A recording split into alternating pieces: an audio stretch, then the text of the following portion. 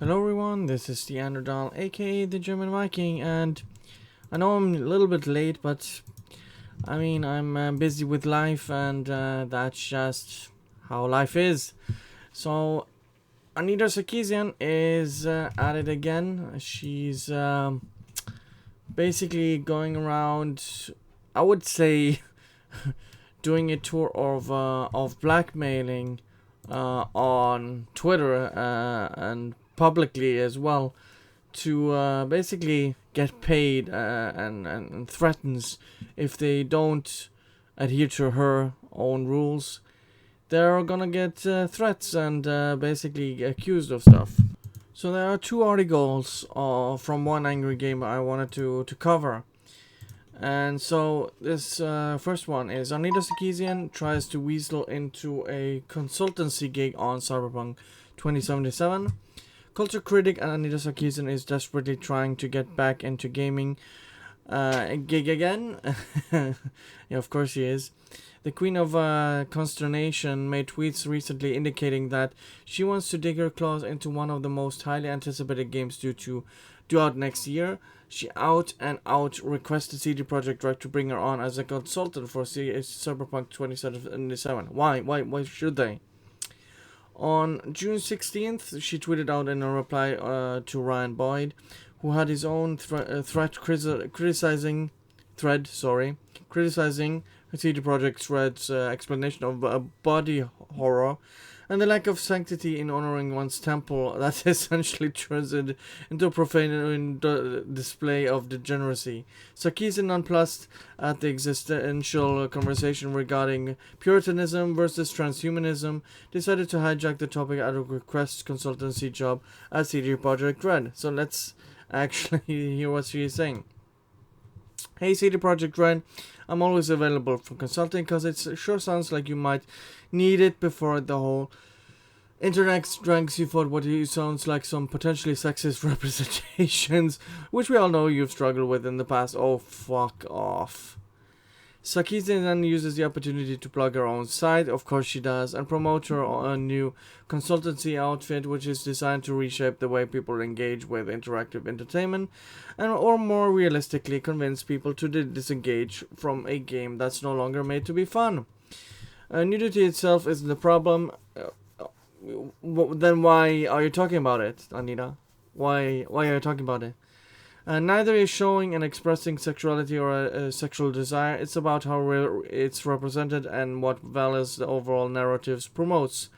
Video games designer, let me help you avoid these kinds of mistakes. I want you to make the great games you're envisioning while appealing to a broader audience, and that includes not offending the entire market segments. Who are you talking about?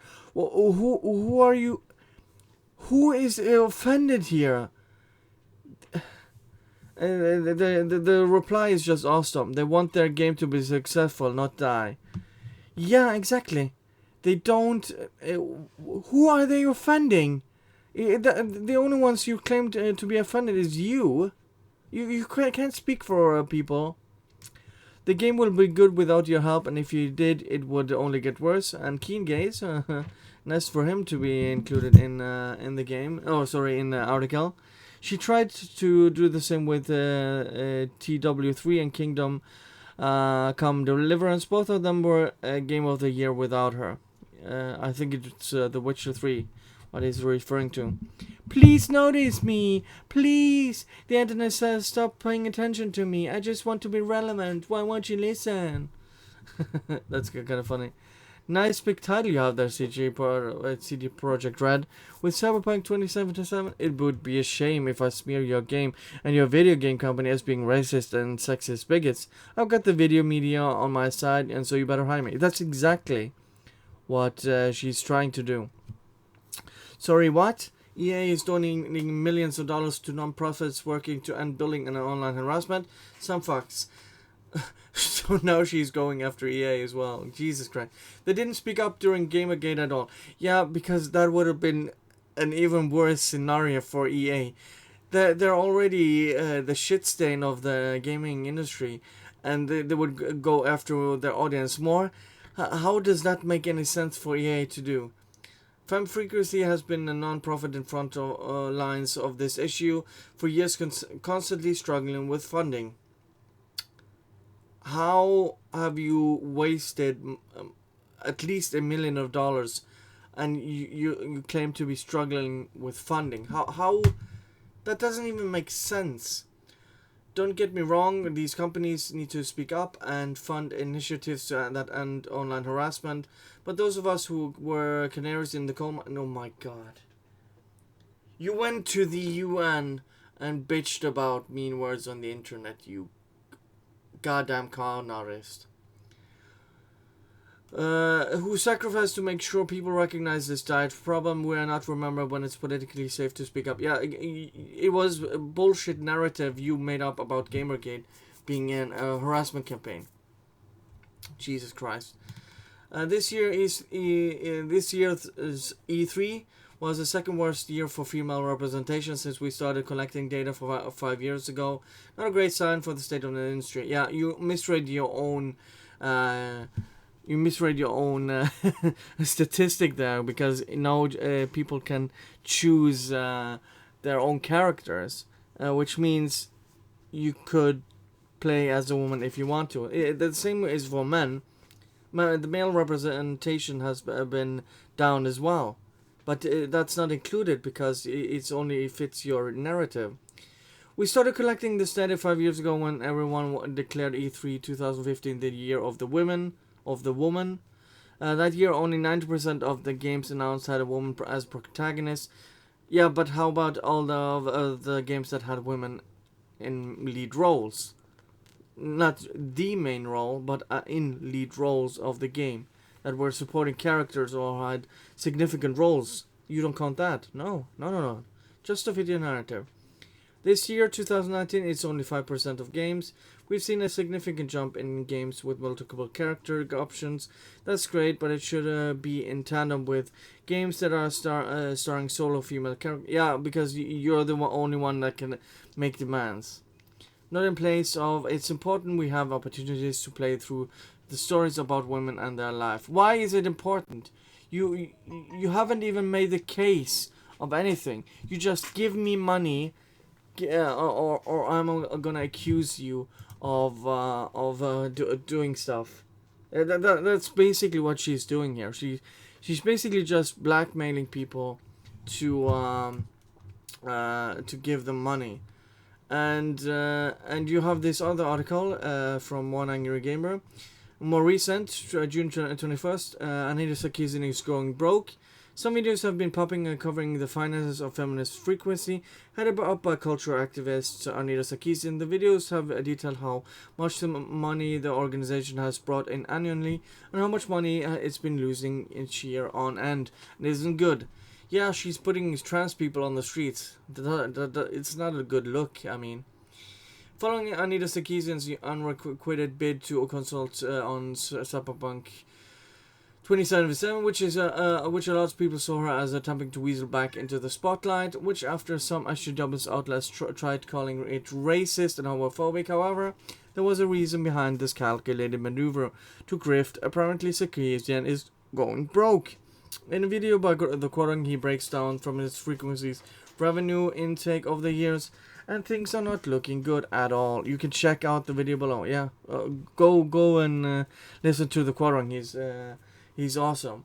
There's a lot of interesting data in the video, which links over to the 2017 financials for Feminist Frequency, which reveals that they had an opening balance of $343,000. Jesus Christ, that's quite a lot of money. Carried over from 2016, they totaled $254,000 in revenue back in 2017, and had an operating expenditure of $438,000. Are you kidding me? What are they spending money on? They ended the year with a balance of $149,000. So they're actually losing money then. So they lost $200,000 in 1 year. However, recovering 2017's finances over in 2018 did not prove auspicious for feminist frequency. According to the 2018 financials, they opened up with just 157,490, down 186,000 from what they opened with in 2017. They totaled 2018 with a revenue of intake of 354,000, but had an expenditure in operating costs of 300,000, thus ending the year with just 30. Yeah, what are they spending all this money on? Isn't it just feminist frequency just her? Jesus Christ! Yes, they opened down with barely 20% of the revenue that they opened with 2017 with. At her previous burn rate, there would have been no way to keep operations going they were previously, which is why she had to basically come close to closing up shop. Brad Glasgow, he's a really good dude. From Game Objective also did a piece covering her finances, reading that the things aren't looking good for her feminist frequency. As pointed out in the video, Sarkeesian laid off her staff and closed her offices earlier this year due to burning through Jesus!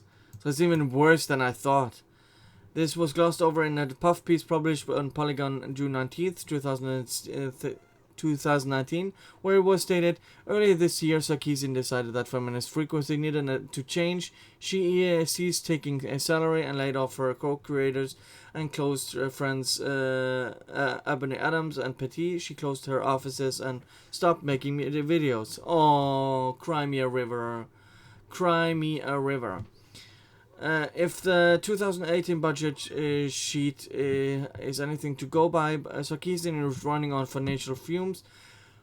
How do you... I shouldn't be surprised. How do you burn that much money? Would just barely be enough. 30,000 would just barely be enough to keep the lights on. This explains what now why she's been aggressively... Again, you took 50,000 just for Discord. Jesus Christ. This explains now why she's been aggressively promoting her consultancy firm. After gliding through Kickstarter based on a lot of pomp and propaganda leverage from claims of harassment back in 2012 and later cashing in a ticket on the hate train she rode on the railway of Gamergate into the arms of the mainstream media. Yeah, because they were total SJWs and unethical hacks. Didn't do 2 seconds of fact checking. The facade is fading faster than the polyhedron elasticity around Kim Kardashian's hindquarters. Jesus Christ. And as she gets picked up by a notable studio for consultancy work or launches another crowdfunding campaign, this could be the end of Sarkeesian's era of prominence in the world of interactive entertainment. Unfortunately, the lasting effects she's had on the creative side of the industry have echoed horribly throughout the Western-made games, netting some of them spots on the Get Woke, Go Broke master list. At least Sarkeesian may find herself someday soon. Yeah, that's it looks to actually happen. I mean, if it weren't for what she was saying about Gamergate all these years ago, I wouldn't be so gleeful. She literally went out and called everyone a Nazi, sexist, racist, whatever, transphobe. She's the one who started it all, along with Zoe Quinn and Brianna Wu. And now karma comes to bite you in the ass.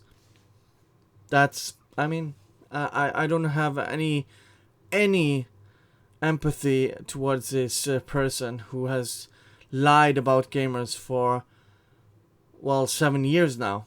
So, anyways, I'm gonna link the articles in the description below.